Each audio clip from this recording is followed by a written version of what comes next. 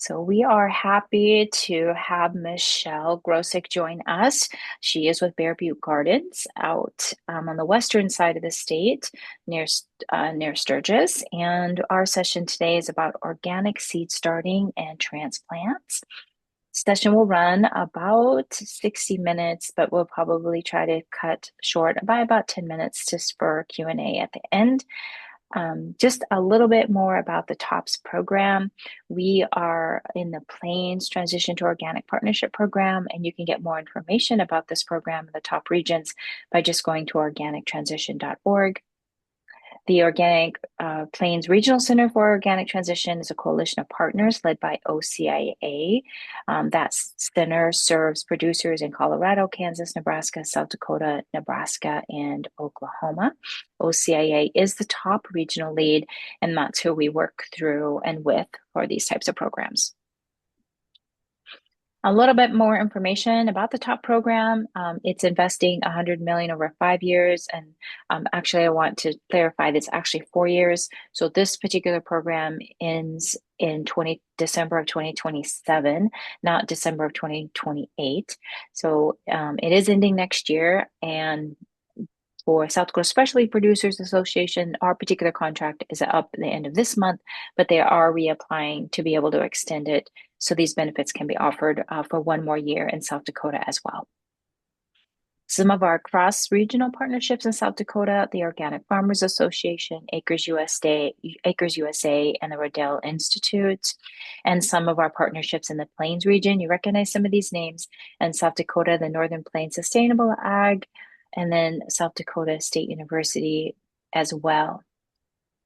And with that, I'm going to stop sharing my screen and turn it over to Michelle. Thank you. All right. Thank you, Angela. I appreciate it. I'm happy to Yeah. be here this morning. It's we're located just outside of Sturgis, and it's about let me see here, 11-mile-an-hour wind, which I think is supposed to go up to like 35 here too soon. So, but 50 degrees, 58 degrees. So that's not too bad.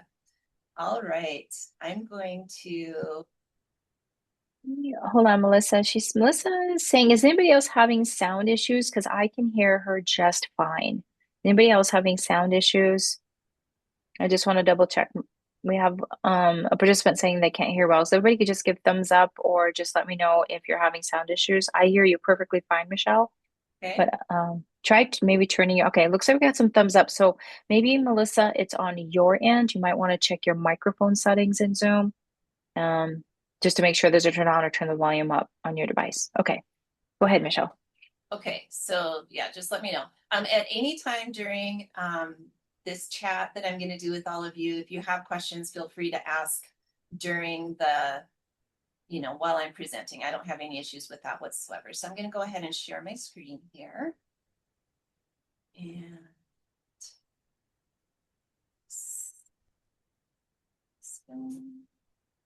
so many things, of course. There we go. Is it coming through, Angela? Yeah, I can see your screen. Okay. You want to go in a slideshow view? There we go. Should be going into slideshow now. Okay. Yeah. So we're going to basically focus today on organic seed starting and transplants. It sounds like a fairly straightforward topic, but then as I start putting things together, slides together, I start dabbling in other areas too. So hopefully I've kind of stayed on topic here, but I'm going to mention a few other things, and this is very specific to how I do seed starting and transplanting out. And so just let me know if there's something that you want more information on, and I'm glad to share that later, or we'll do some questions and answers at the end as well. Okay. Okay. Michelle, just one second. We also, Susan is saying, I don't see the slideshow, I just see your faces. Is anybody else having a problem? Because I can see her slides just fine. Okay, now Nick is saying the slides are showing. So Susan, it may be a setting on your end to switch it so that you can like see a different view. Okay, go ahead. Sorry, Michelle. We have some tech issues. That's okay. That's all right. Okay, let me get going. So just a little bit of information about me. I started out gardening with my mom as a kid and teenager, and it was a very enjoyable time in the gardens with mom. It was never a task where she, if we were in trouble, that she assigned us to weeding or something like that. So gardening was always a relaxing and enjoyable thing. And so that's where I came to it in my personal life. In about 2004, I think it was, I became a master gardener through the SDSU extension program, and enjoyed that program immensely. And I still do. I don't attend the meetings real great that are held locally, but I definitely have that network of people that I can reach out to whenever I want to. I immediately after that decided I better put some of that information into practice. And so I took on a part-time job down at Noctigal's greenhouse in Rapid City in Rapid Valley. And so the spring, early summer of 2004 and 2005, I helped out just doing a little bit of everything in that greenhouse, and still go down there and visit them now. So if you ever are in Rapid City, get a chance to go to Noctigal's, please do. It's a small family owned, I think third generation now, greenhouse setting, and it's very lovely. Let's see, I started Bear Butte Gardens, the actual business, in 2011. And then in 2012, actually went through the paperwork to do the organic certification for the gardens and the vegetables. I'm a member of the Northern Hills Master Gardeners group, and they very patiently allow me to be a member who does not attend meetings, but I do read the meeting minutes. And occasionally they'll bring a meeting out to Bear Butte Gardens just to, I think, make sure I'm in attendance. And then a member of Dakota Rural Action, South Dakota Specialty Producers Association, and then recently in the last year, the IOIA, which is International Organic Inspectors Association, as I'm going through training to be an organic inspector. I have facilitated the Dakota Rural Action Farm Beginnings classes in a few different years. Enjoyed that a lot as well. A great chance to network with new producers or people that are maybe just changing up their scope of production a little bit. I've also served as an organic farmer to farmer mentor with Marble Seed, and they have their big annual conference coming up, let's see, late February every year in La Crosse, Wisconsin. And I truly enjoy all aspects of gardening, every bit of it. The bugs, the weeds, the harvesting, obviously the eating, just everything about it I like. And so that keeps me coming back even on those really drought-stricken, tough years of gardening. I always have hope for the next year. And a little bit about Bear Butte Gardens. Like I said, we started the entity of Bear Butte Gardens in 2011 on land that we have lived on since 1996. And we certified for vegetables, transplants, hay, and pasture at this time. That's what we're certified for. And then we also organically produce non-certified honey, lamb, goat, and eggs. We sell products through a CSA with pickup on our farm. And then we now have a year-round store on the farm. We built that in 2020. And then we supply some vegetables and such to small restaurants, coffee shops. And then we have a new market in town called the Sturgis Gathering Market. It's an outdoor market in the summer and an indoor market about every other weekend through the winter. We're always working towards being a fully self-sufficient farm. That's our goal. We still do, as you'll see in this presentation, bring in some inputs from off-farm.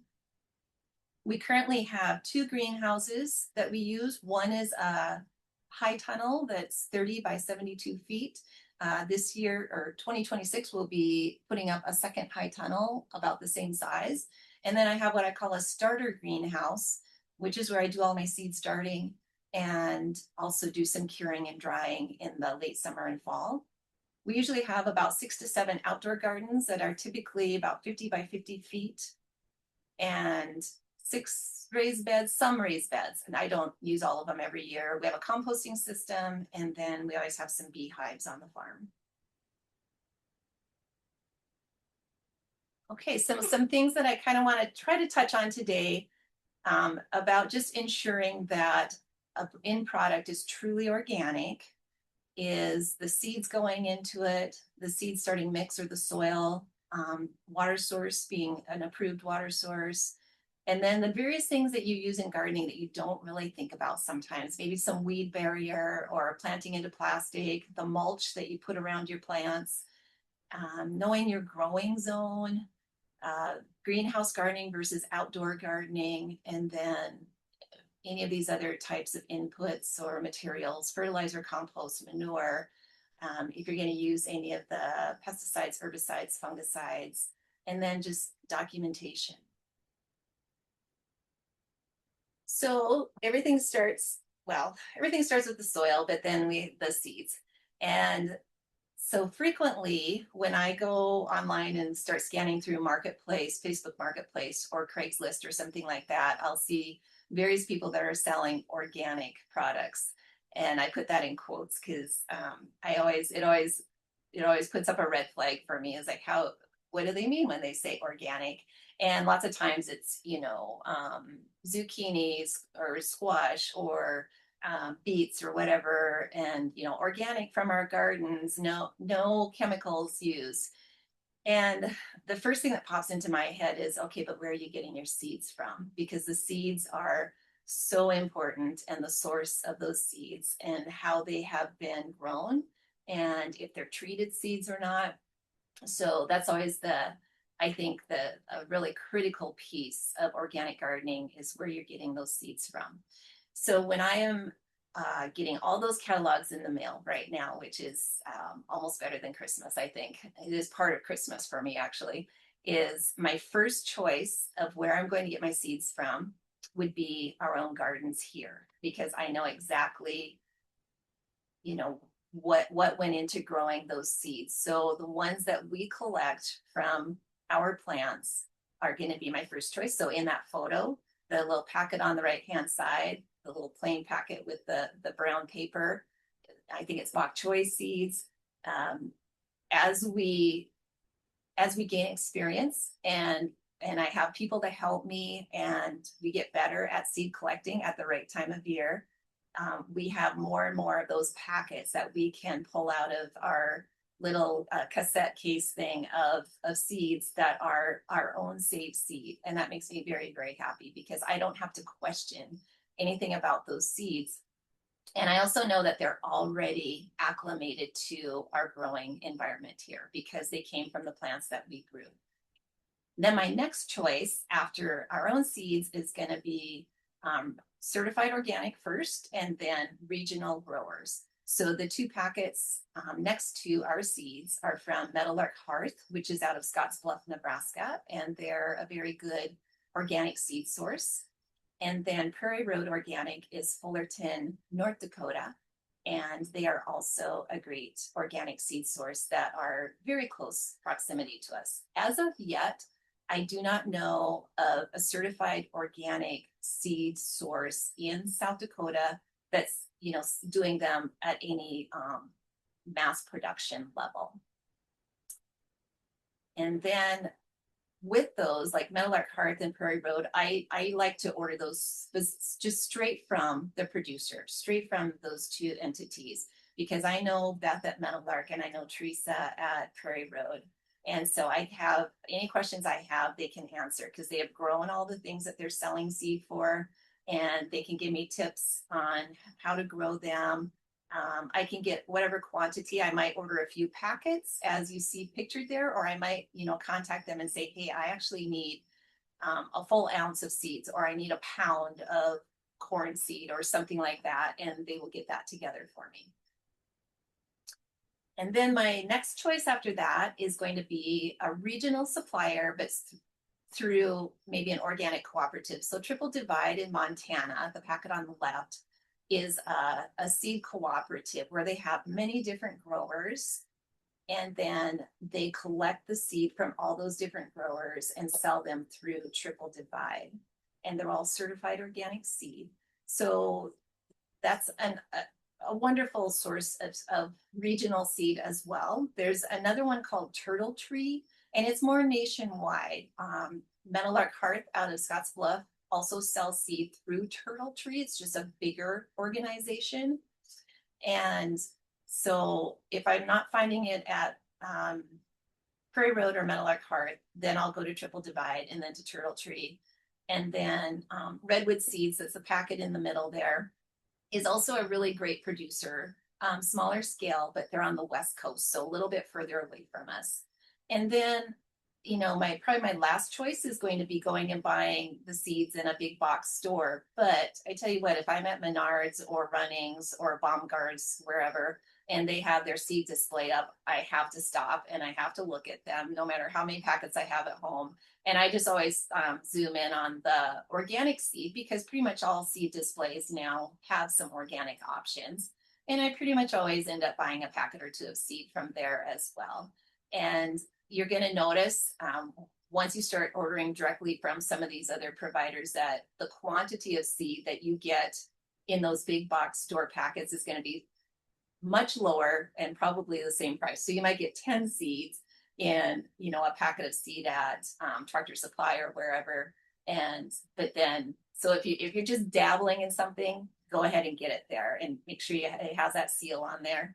But then if you decide you want a bunch of it and you want to do an acre of something, then I would definitely order bulk direct through the supplier. All right, so one of the first things that I do each year is develop my seed starting calendar. Angela, is there any questions so far? No, okay.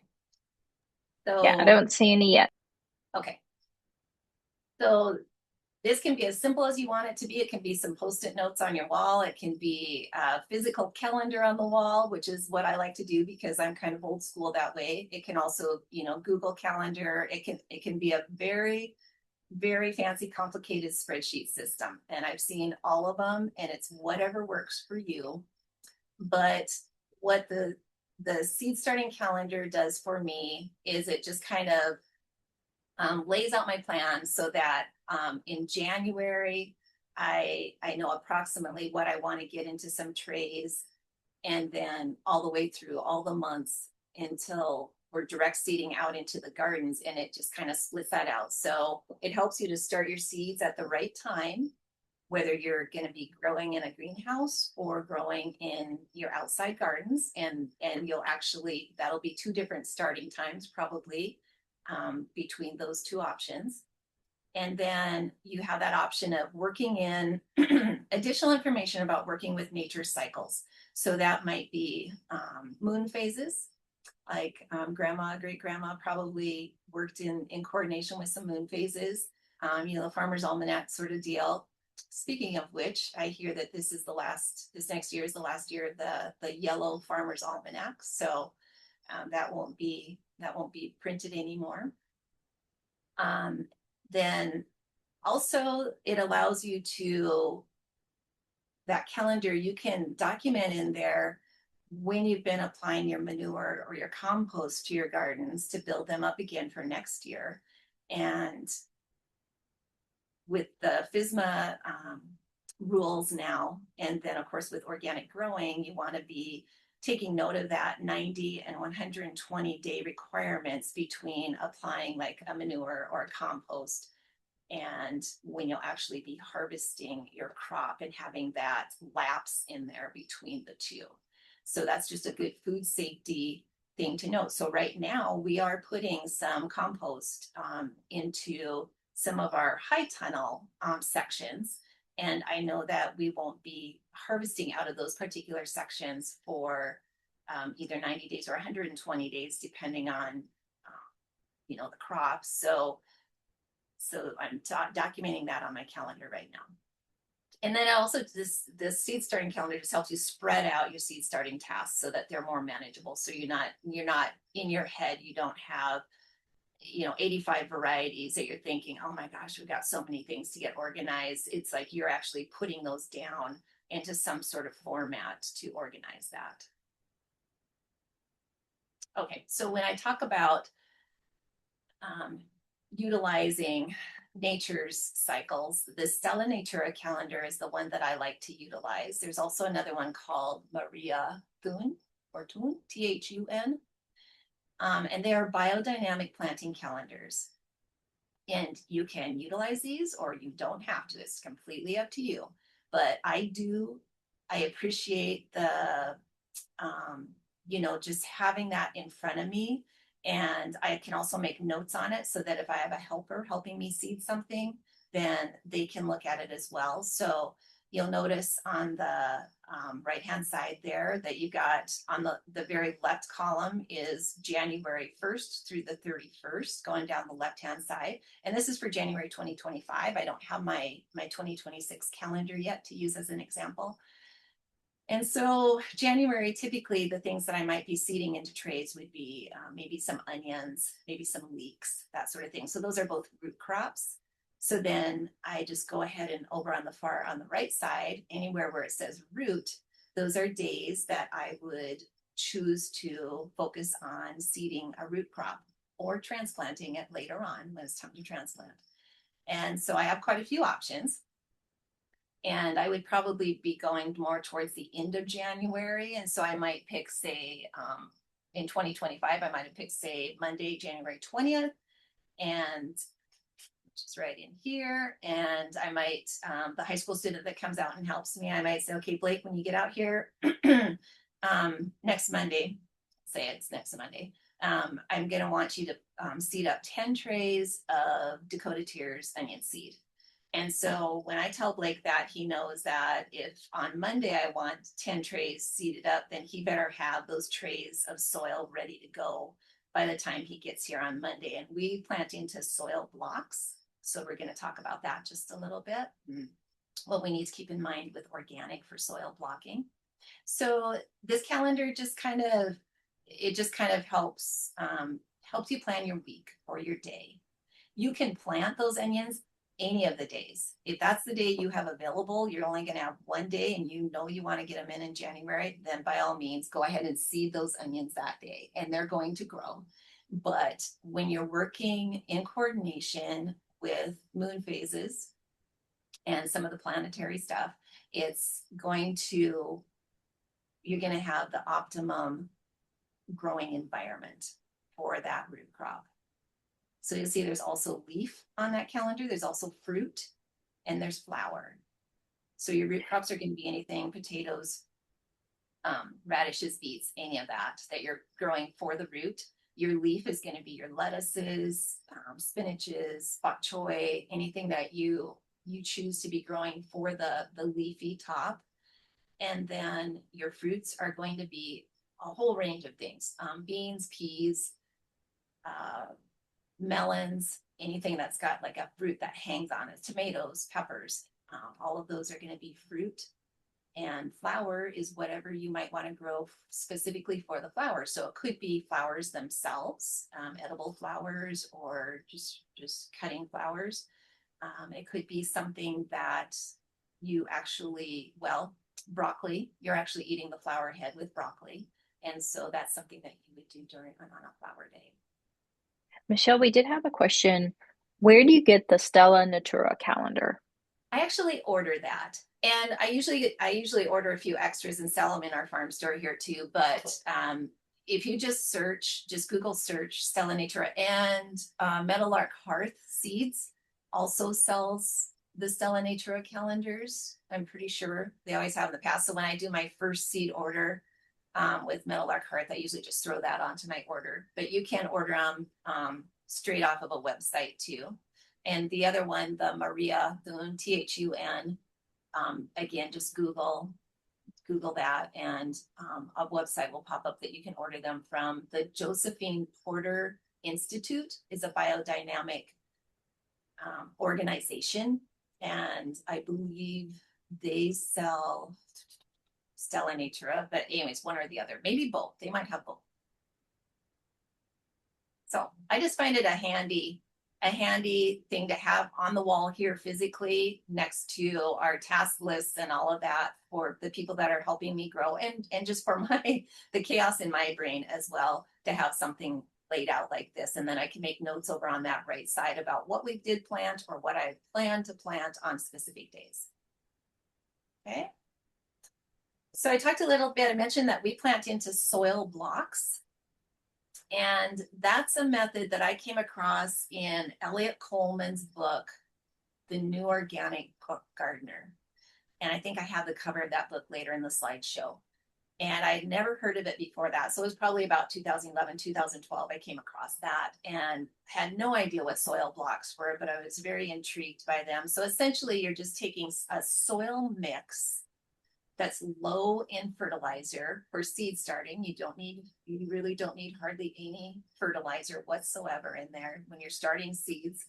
And you're making these nice, neat little compact blocks that are about 2 inches by 2 inches, and filling a tray with those. And then you can seed those and get all of your seedlings or your transplants started into those trays, and they do amazingly well. So I tried it out the first year that I did it.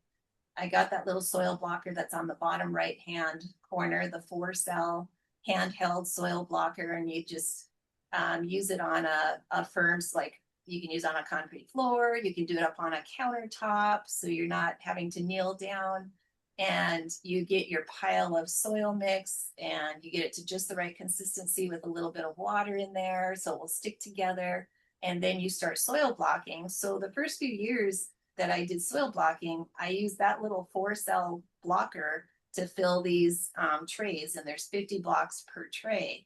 So it takes a little bit of time, but there's a lot of people that are very intrigued with this, and it's not hard to find people that will help you do it. It's a great activity if you work with kids at all, because they love that, playing in the soil and making something out of it. And so kids are really great soil blockers, and keeps them busy. You're going to get dirty doing it, so they love that too. And then I moved on a couple years later. Then I got the stand-up soil blocker that's right above that one, and so that one's about thigh high, hip high, and you can stand up and do the same thing and make 12 blocks at a time. And then you just carry that, you get that packed full of soil, and then take it over to your empty tray and just pop in those 12 blocks at a time. And between the two soil blockers, you can fill a tray. If you have 2 people, you can fill a tray of 50 within just a minute or 2 once you get on a roll. And so we still do soil blocking now, and that's the soil blockers we have. Now, I went out to Johnny's Seeds to get these photos because I couldn't find my own photos of my soil blockers. And there are so many more options out there. When I started doing this, there was one company that I knew of that I could order soil blockers from, and now there's a plethora of them, and there's all kinds of shapes and sizes, and so you can just decide what you want. But I started out with that little one just to make sure that I liked it, and I think it was like $30 at the time, and then the bigger one was probably about $100. So after a couple of years, I knew the $100 would be well worth it to go faster. And now I see they have kind of like a semi-automated bigger one that you can do a whole tray full at a time. So that's pretty cool. So originally we were using a recipe to mix our own soil mix for soil blocking. And that actually also came out of Elliot Coleman's book, I'm pretty sure. And so we were using our own compost, our own garden soil. I would buy peat moss, and then perlite, and you can use sand instead of the perlite. It just keeps them from getting too compacted. And then there's a base fertilizer that you put a very small amount into a big batch of soil mix, and that includes blood meal, green sand, and I used azomite for my third one, so trace minerals. And with your organic production, though, you're going to need to prove that each and every one of those items is clean and certified organic. And so at first that was, it went through all my paperwork pretty easy. And then as I think organic fraud grew more rampant and more producers were coming on the scene with organic, each year it got progressively a little bit more difficult and more difficult to get all my products, even though I had certified organic products and all that, especially the compost that we were making, because compost is considered essentially a raw manure. And so then I'm bumping up that 90-day window or 120-day window between seeding and harvesting. Then that became very questionable when I was mixing that compost into a soil block and then transplanting it into a greenhouse, was there truly 120 days between that seed and harvesting maybe spinach or arugula? And so at that point in time, just in the past several years, we've switched over to getting this Purple Cow organic seed starter mix. And I actually get a whole tote of it at a time. That's probably, I don't know, 800 pounds or something like that. And we go through a tote, almost a tote each year. And that's just much easier because it's OMRI approved already, OMRI listed. So organic listed, and everything in there has already been approved. So that's the way I go with that. And we actually do a bulk order with several of us producers here and a couple producers in Spearfish. If anybody's interested, I can see if we're still looking for some order to take up a truck, because the more of, if we can get a whole truck full, then we get a better discount on it. So if anyone's interested, we can also mix in other Purple Cow organic products. So just let me know if you have interest in something like that. Okay. Oh yeah, here's the Elliot Coleman book, The New Organic Grower. All of his books are amazing. This one's, to me, this, if I could only have one, this would be the one that I would always have around with me. And it's got a ton of information in there. It also has, in addition to soil blocking information, it also has like really good information about rotating your crops and in what order to rotate them. And that's very helpful. And then on the photo on the right side then is just a simple shelf unit, just one of those plastic shelf units that I tie shop lights to. And these are all fluorescent shop lights, but you can certainly do LED as well. And I just tie those onto underneath each shelf, and you can see when the seedlings are just emerging, just germinating, the lights are very close to them. And then of course, as the plants grow, then I move the lights up higher, so they're not quite as, not quite as close. And then as quickly as I can, when like tomatoes and peppers and such are just a few inches tall and they've got their true leaves, and I'm moving them out to our starter greenhouse so they get that full spectrum light out there. We have some questions, Michelle. Okay. Okay. The one was also, do you use a tray with or without holes, or do you layer a tray with holes over a tray without holes?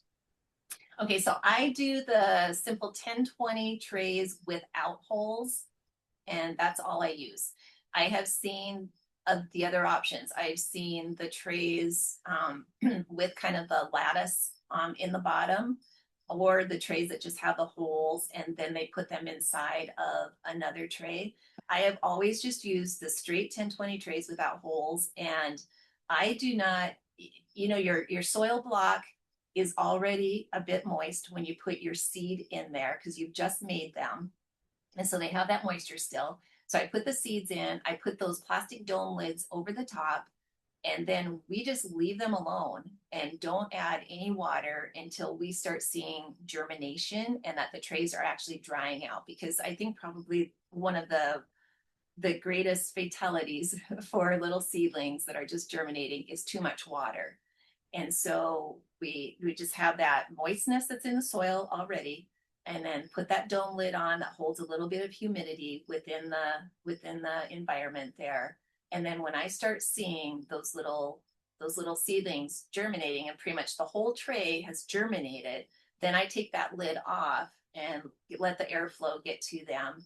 And then I start watering in a corner of the tray. I don't water over the tops of the seedlings. I just kind of pull a corner of the tray out and put water in until it is basically even with the blocks. And those blocks will only absorb as much water as they need. So you might have water just kind of sitting in there for a few days if it's cool and if the seedlings are pretty small.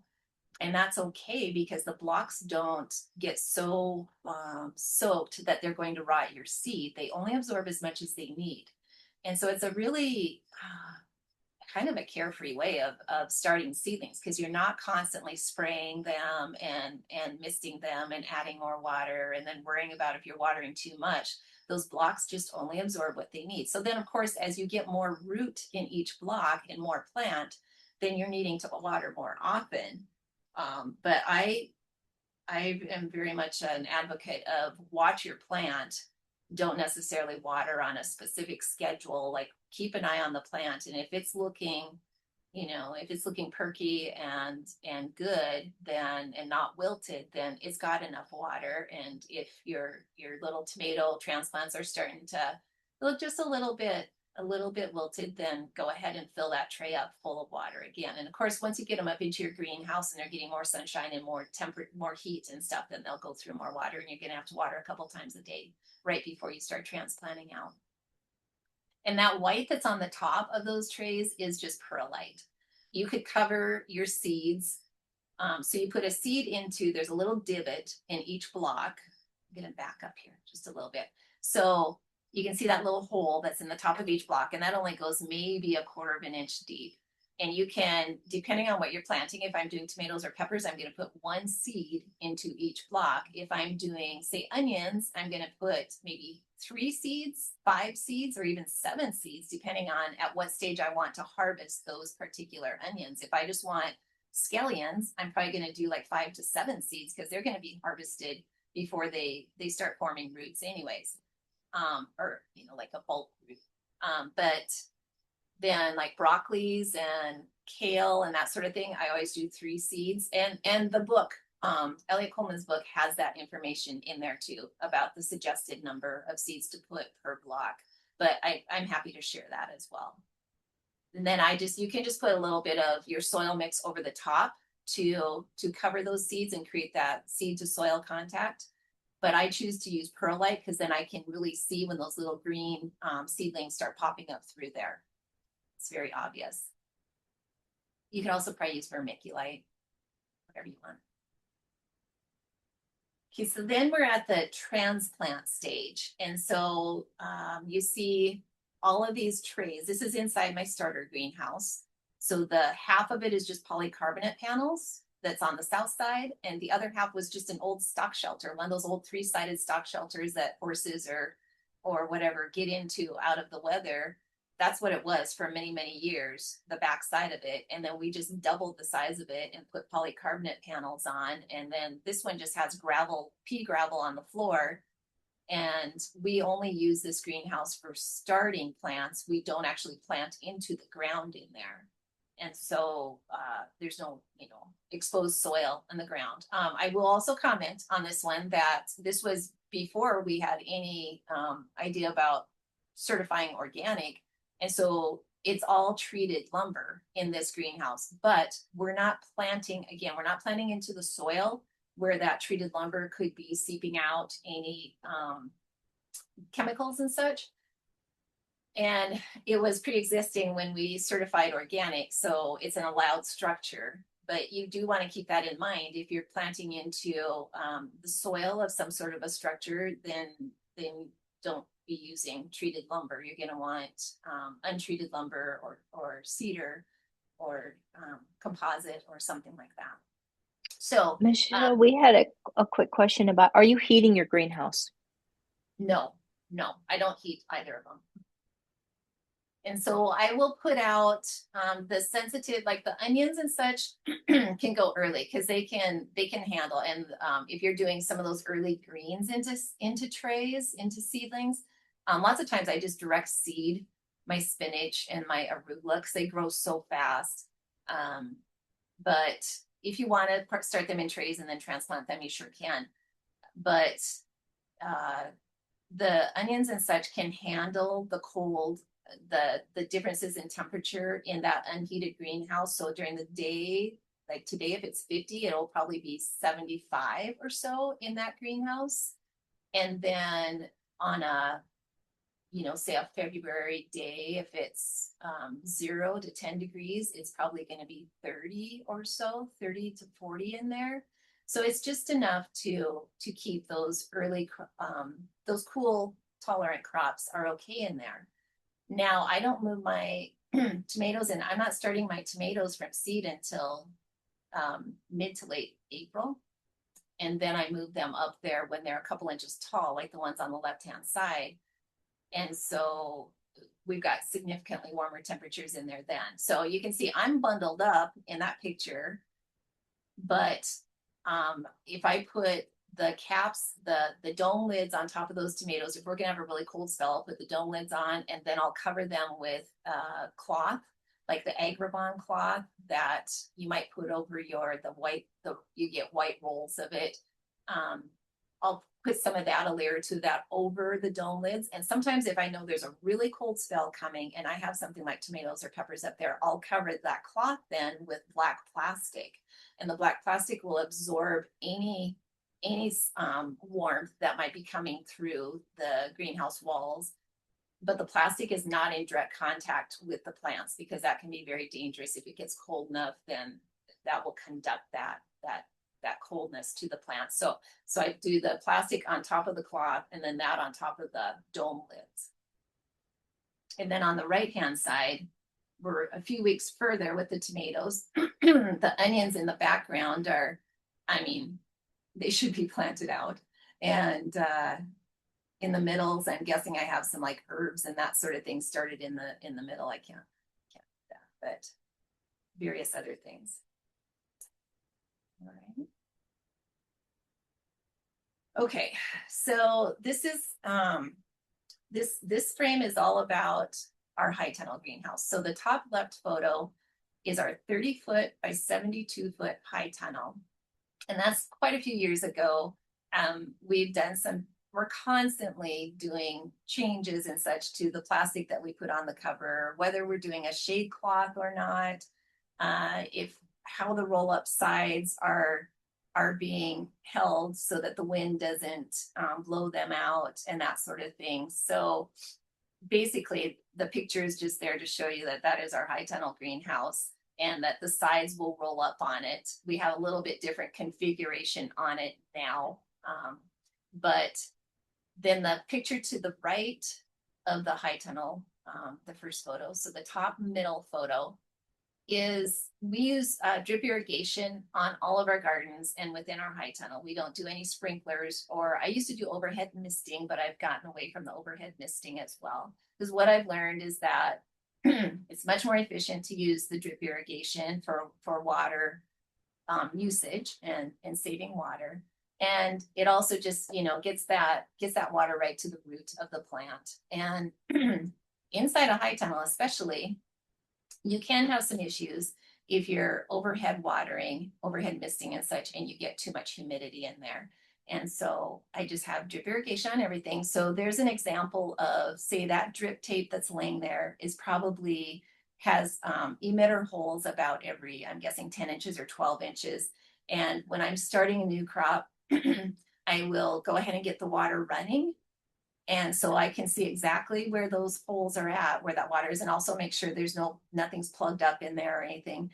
And then I will transplant into each of those wet spots so that right next to that drip tape. So I know that transplant is immediately getting water as I'm transplanting.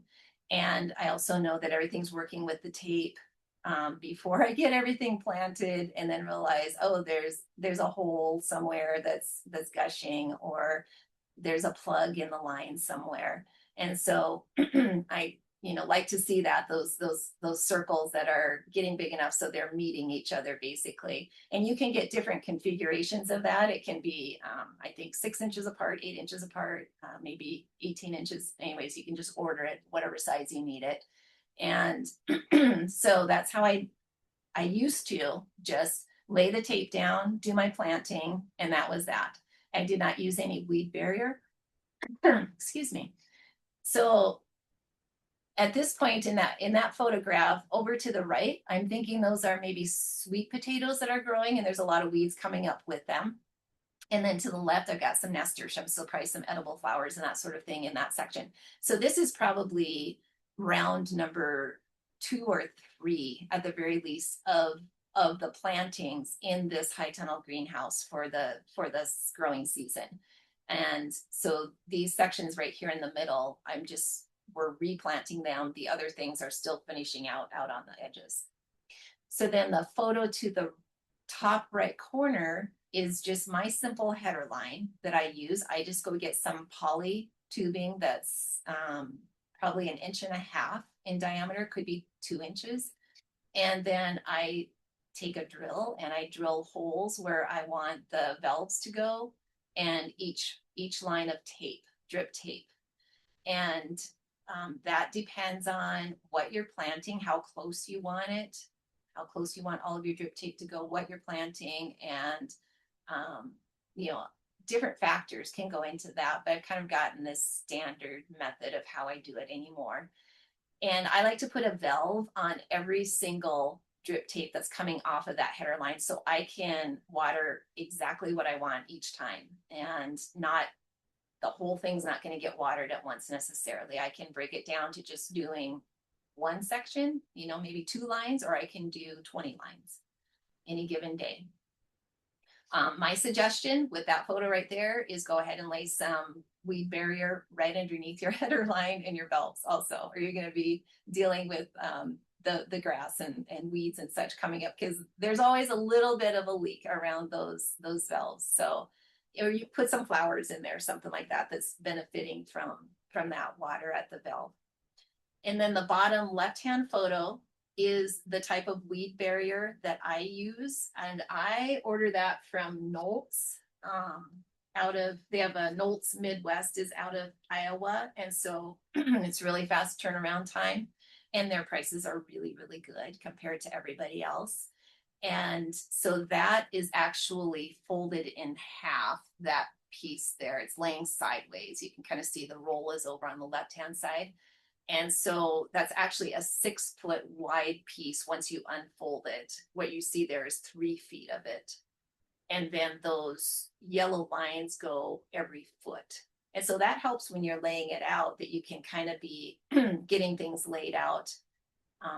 And then you can overlap the cloth. So then the middle photo is my same high tunnel greenhouse, but years later when I decided I didn't want to weed all the time, then we started using the weed barrier and just going ahead and laying that down beginning of the season. And so you can see just like that little section that's right in the middle, right in front here, is 6 feet wide. And then we have holes, and we actually burn those holes in with a torch. And we have a template that my son just made out of a piece of like plywood, or something like that. And we just lay that template down, burn the holes, and then we can reuse that for years. We can just roll it back. We can add some more compost down if we need to, and then reuse that weed barrier again. And so that all needs to be submitted. If you're going to do like organic certification, you need to submit where you're getting your weed barrier from, or what brand it is and what it's made of. There is some weed barrier that has kind of like a fuzzy backing on it, and that is never going to pass, because that's going to leave particles into your soil. And so that's not approved. And so Knowles, they just sell this as, I think it's just like, I think it's just called like black woven ground cover. I just looked in the catalog here real quick. It doesn't have a brand on there. So I actually had to email them and ask what the brand was, exactly what it was. And then when I got it, to have that approved through our certifying agency. And then once I got the product, then I had the label that was on the product, so I could take a picture of that and keep that in my files for when I do my organic paperwork. So then if you go to the bottom right-hand corner photo, that was like yesterday. I went up and took that picture. So you can see that the weed barrier has been pulled all the way up back to the back wall there of the high tunnel. And Blake, my high school helper that comes out, is wheelbarrowing in compost and spreading that 1 to 2 inches deep on each section as it's finishing producing. The section right to the left there that kind of just looks like a bunch of dead leaves or weeds and such, that's actually full of beets. So we're harvesting out beets and carrots this week, and then we'll pull that cloth back, that weed barrier, and go ahead and put compost down there. And so then when we're ready to start planting again, we'll leave it uncovered for a while now and just kind of let the sun shine on it. And we'll at some point probably put a little bit of water in there and actually till it up. And so we're incorporating that compost into the soil underneath. And then we will go ahead and lay our drip line down again and test that, make sure it's working well, that there aren't any leaks, and then we'll pull that weed barrier cloth back and put it in place and just stake it down with some of those metal stakes. And we'll be ready to start transplanting out, which we probably won't put anything in there until maybe February or so, seeding and transplanting. Michelle, we did have a question about preparation of your beds. What do you use for like preparing the in-ground beds, like tiller, broadcast fork? Yep, Or, yep. We have a broad fork. I don't know that I've gotten to use that since we bought it because the young guys think it's pretty awesome. And so that's all right. Do that. Get some young people that think it's really cool and let them use the broad fork. But then I have a walk behind tiller. And so we do till. We try to minimize our tilling as much as we can, but in the high tunnel, I definitely till the soil. And I don't till it a lot though. Like I'll go over it one time and then I'm pulling that, and I do not personally really build up beds like you see in a lot of gardening. I till it, I lay everything down and put that weed barrier back over the top of it. So you do kind of have to make your walkways because everything's going to be basically the same height. So then once you start walking in there and making your walkways, then you kind of do have a bit of a mound there that you're planting into. And then the idea is that we're never walking into our growing area where the holes are in the weed barrier. We're just only walking in the walkways and then reaching over into those other areas. So we're pretty simple out here. I don't know, when we get the second high tunnel, we might have to become a little more efficient with that. Okay. we have probably 5 minutes, Michelle, and then we're going to break for questions. Okay. For more questions. Wow, that has gone by fast. Okay. Yeah, so, it's 10:53 all right, I'm going to whip in through these Central Time. slides. You can go out and find a plethora of information about when to start your plant. So this is one example of a growing calendar. You put in your zip code or something like that, and it will automatically populate your seed starting dates for you. So I wouldn't say it's 100%, but it's pretty darn close. So this is one idea here. And then, just gather all of your information. So determine, of course, if you haven't done it already, when your last frost date is in the spring, when your first frost date is in the fall, so that you know how many growing days you have. And if you have enough growing days to grow all of those amazing seeds that you're finding. I'm going to scoot past this because this is like NOAA and I have a little bit more information. So here's your plant hardiness zone map. If you're not already familiar with that, USDA has it out there. I'm sure SDSU has got it listed in multiple places. I think we are 5A. And then when you go out to the NOAA site, you can narrow it down to like Fort Meade is our closest actual weather station that they use. So you can see like the percentage probability levels of different temperatures on different days of the year. So that tells me that I have about 190% chance of having 123 growing days if I go all the way over here. And so that's kind of good information to have too. And I can supply that information to anybody that wants it, that website.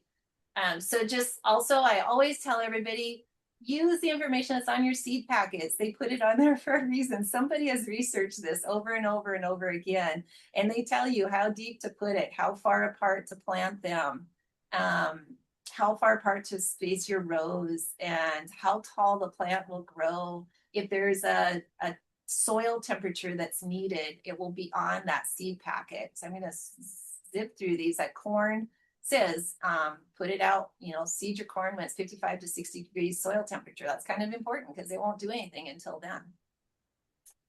And then just reasons to consider using something like a Selinatura is considering the power of the moon's gravitational pull. I mean, if it can move, if ocean tides are adjusted by gravitational pull from the moon, then the moisture within your plants is going to be affected as well. I'm going to skip through this. I'm really sorry about that, but I talked too long for other things. Inputs, just keep track of everything you're using. We use very few outside inputs. So like I use diatomaceous earth is the only thing that I use for bugs in our gardens. And then we just put on gloves and we squash bugs or we wash them off if it's like aphids or something like that. So all of that, if you're looking at organic, you need to be finding organic means and try all of the other methods first before you're jumping to pesticides and herbicides and fungicides. Even your mulches have to be clean. Make sure that you're getting clean grass clippings, clean leaves, all of that. And then document everything that you do. So keep track of all of your seed packets, keep a seed inventory. If you think you want to be applying nitrogen or phosphorus or whatever, get some soil tests first to show that you actually need those things. Keep track of everything that you apply into your gardens or into your soil mixes. And then also know the brand names and keep all of the organic documentation for all of those inputs and get things approved before you use them. Don't use them first and then hope that they get approved. And then keep track of all of your production that comes off of your gardens. All right, there's my contact info. Thank you, Michelle. That was great. So I think what I can try to do is let folks unmute. Yes, correct. So I'm gonna go to share, Angela, or just yeah. There. Share. Yep, you can do that. So for the attendees, if you have questions, you can drop those in the chat, or I'm gonna just allow folks to unmute, bringing everyone into the room for a group conversation. So you can unmute yourself to ask questions if you'd like. So as I bring everyone into the room, if anybody would like to unmute and ask Michelle any questions, don't worry, I won't include this like in the recording, but if anybody has any additional questions, if not, I have a question for you, Michelle. So do you use, and maybe you talked about this, but I missed it, but do you use companion planting? Do you do any type of companion planting or study on that? And have you found it effective? I do. I find it, yeah. Overall, yes, I do find it effective. Sometimes my companion planting is that I might put in some type of a manageable cover crop first. And this is going to be more in my outdoor gardens than in my high tunnel. I'll put in a cover crop first to kind of just build up some organic matter, that sort of thing. And then we will plant in our cash crop into that. Now, there are certain things you just learn over time you don't want to do again. We first started using hairy vetch as a cover crop, and it's amazing, and it covers a lot of bare soil, and it has beautiful flowers that the pollinators love. It's great in so many ways, but it climbs right over the top of whatever else you have planted. And so you might want to use like some low clovers or something like that. Now in my outdoor gardens, I do a lot more with companion planting. In that I will put flowers right in amongst my my cash crops and that sort of thing, and other sometimes I'll put like a root crop right next to a fruiting crop or something like that, because or lettuces might want the shade from something that's a little bit taller later in the summer. So it just kind of depends on the time of year. And then where I'm doing it. I don't do as much companion planting in the high tunnel though. Did anybody else see Ava raise her hand? Go ahead, Ava. You can ask your question. Can you hear me? Hello. Yeah. Okay. What size soil blocker do you use? Do you exclusively use the 2 inch? Because I've also seen like a micro 3/4 inch. And I'm just thinking like I'm starting so many seeds, it's like, do I get the micro one and have to monitor it more closely, or would you just recommend the 2 inch? So I do have a micro as well, and I use that pretty much only for herbs and some like just some really tiny seed things that take a while to germinate. Uh, you know, there's not a lot of block nutrition in those little micro blocks for your seed. So if you have something that's going to grow pretty fast, you're going to need to move it somewhere else pretty quickly, pot it up into something else. Now, those little micro blocks can fit inside of the next size block. So you just switch out the little thing that's inside the blocker that makes that divot. And instead of being like a kind of a round shape, it's a square shape. So every block you make has this square hole in the top of it. And the little micro will fit into the 2 inch block. So you can easily just block it up, like pot it up per se, without ever touching those roots and put it up to the next. You can also do that from a 2 inch up into a 4x4 block, a great big one with like tomatoes if you want to. Basically, we just transplant everything straight out from the first block. I've always liked that idea of putting the micro up into the 2 inch and then having a little more time to transplant. But we always just end up putting them, you know, just transplanting them straight out. So yeah, you can definitely do the micros as well. Thank you. You're welcome. I think we had another question in the chat. Do you welcome volunteers to come help and learn how to seed start? Yeah, definitely. Yeah, I definitely do. You know, I kind of just try to uh, schedule it so that I don't know, my time anymore. I don't get to spend as much time in the gardens as I would like to, because the more help you get, the more managing you're doing. And then, you know, that kind of frees me up to go and do some of the other things that I need to do associated with the gardens as well, and like delivering produce into the bistro or whatever. And so yeah, it's just something that we I always liked, if somebody's going to come out and help, I want to make sure that they're actually working with someone that can give them good information too, not like a brand new employee that's kind of lost. And so yeah, it's I'm always open to volunteers. They just kind of have to keep bugging me about, I really want to come and do this, and then I'll get them in there and do it. Otherwise, I just get busy in life and I don't call them. So Yeah. yeah.